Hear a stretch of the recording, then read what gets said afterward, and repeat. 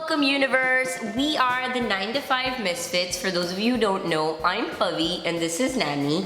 We have our own YouTube channel that we'll go into in detail, but we're now very excited to be part of Brown Girl magazine. So thank you so much for letting us be a contributor. We're gonna be a part of an ongoing series now, so every episode that you see of ours is gonna be part of the Brown Girl family. Yeah, and we're so excited to join the Brown Girl family, but also a little disclaimer that, you know, we started our YouTube channel called the 9 to 5 Misfits like 10 months ago. So we are going to include some of those older videos in this ongoing series, but don't get thrown off by the jumping timelines and the hair lengths And the quality maybe. Yeah, because we upgraded over time. Yep. But yeah, we're super excited. So tune in every week and you can catch us talking about unemployment, professional development, and just fun stuff that brown girls can relate to. Yep.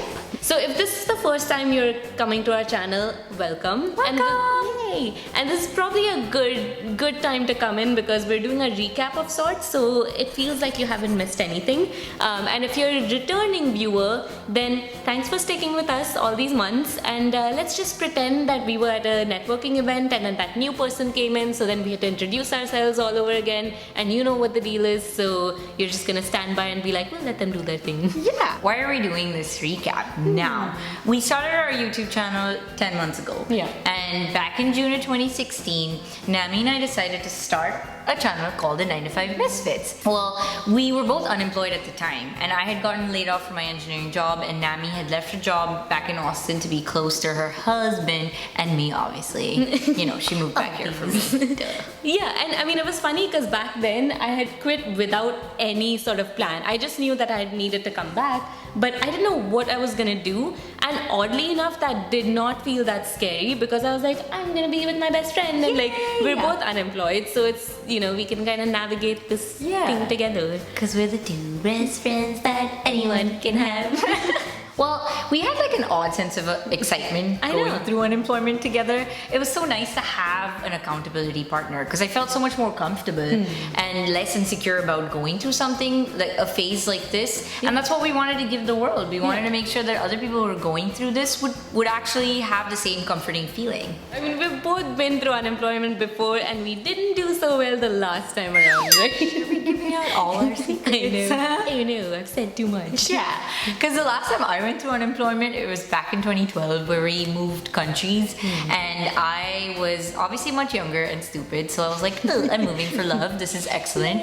I'm gonna just move for love with no plan at all, which was the worst idea ever because love don't pay the bills.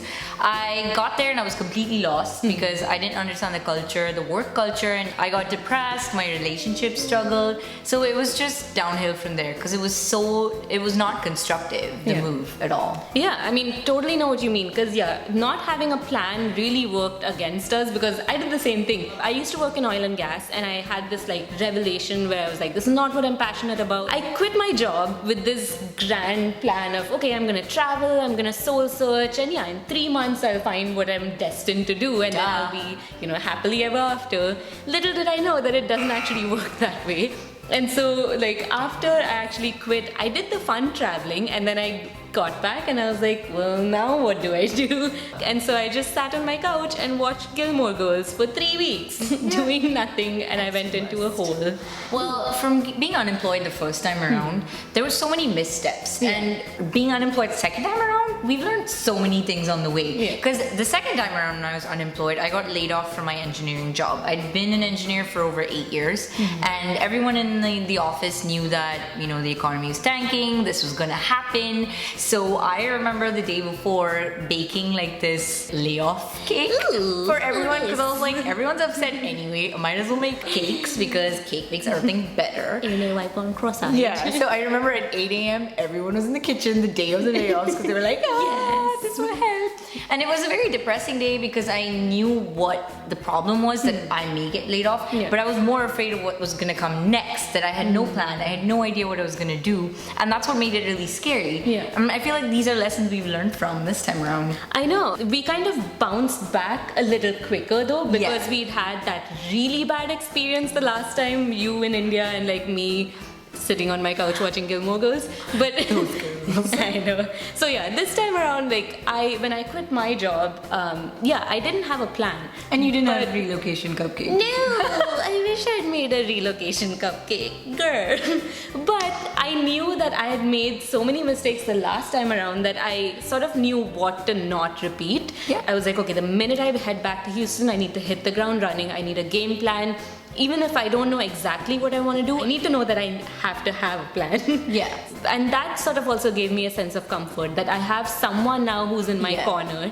And so I remember we started having those conversations right away. The minute I started to put my 2-week notice in, that's when we actually that's when we actually started to conceive of this idea of 9 to 5 Misfits, because I remember we were sitting around her table and we were like, oh, this person's unemployed and that person's laid off and blah blah blah, and we're like, well, crap, like everyone we know is in this situation, and if we're feeling so much comfort having each other, why don't we sort of tell our stories and give everyone else that and since it has so much like shame associated with it, why don't we remove the stigma and tell people our stories so they can connect with it and be like, oh my god, you have the guts to do something that nobody else does. Sure. And then you feel relatable to that person and you want to actually seek help that way.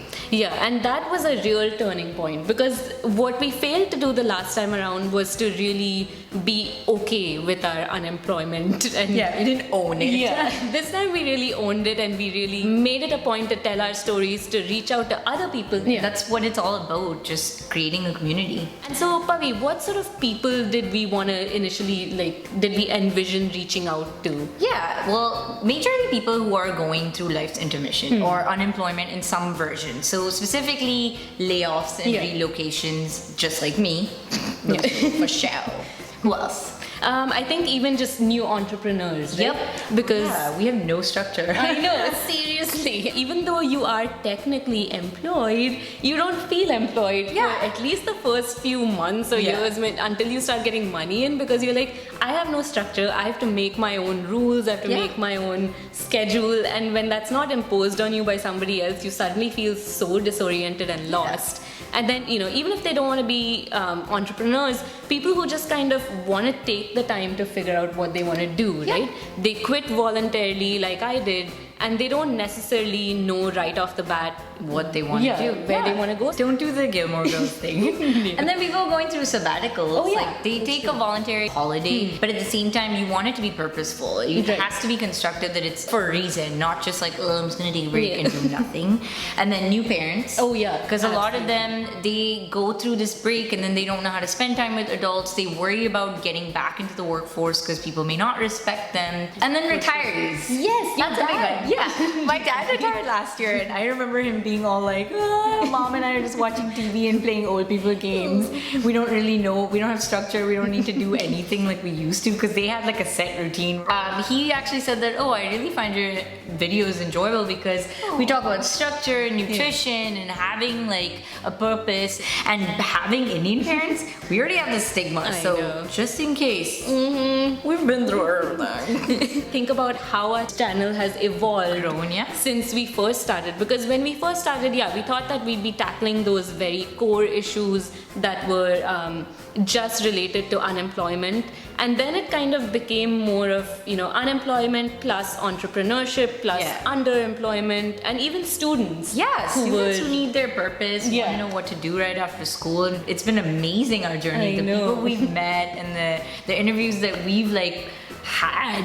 One person in particular who we started to collaborate with, that really blossomed into something, right? Yeah. Now we have a new baby called Biz Latte. The 9 to 5 Misfits is a subset of that, and we've now created a big online platform for the unemployed, underemployed, as well as students. And we want to help you through our coaching and our guides and all of our networking abilities, just to make sure that you don't go through this phase the way we did. We want you to not make those mistakes. We want you to always be purposeful in your career moves. Yeah, that was another thing that we were like, this seems like a common problem, especially among millennials, where they want to find their purpose and they want to feel fulfilled. They want to do meaningful work, not just get into a career that just makes a paycheck. Yeah. And so that was another thing that was important to us, and we were like, we feel like we're sort of on the right path now, so we felt especially called to helping other people who were in that situation. So, Pavi, what can people expect from this channel going forward? Yep. So we want to talk about everything that people go through when they are out of a job. So we help you with how to be strategic about your money, find your goals in life so you don't feel lost all the time. Yeah. And we have all of our previous videos about investing in yourself, taking a risk when you have to, as well as building yourself as a brand. There's a lot of resources you can find not only on our YouTube channel but also on bizlatte.com. And speaking of BizLatte, you know, even if you're not unemployed but you're underemployed or you're a student just looking to advance your careers, there's also so many more resources for that. You can find us all over social media. There are so many ways to actually engage with us. So on a weekly basis, we'll be tackling for free, we'll be tackling so many more topics. So just keep coming back every week and hit subscribe to get regular updates. Yep. Bye.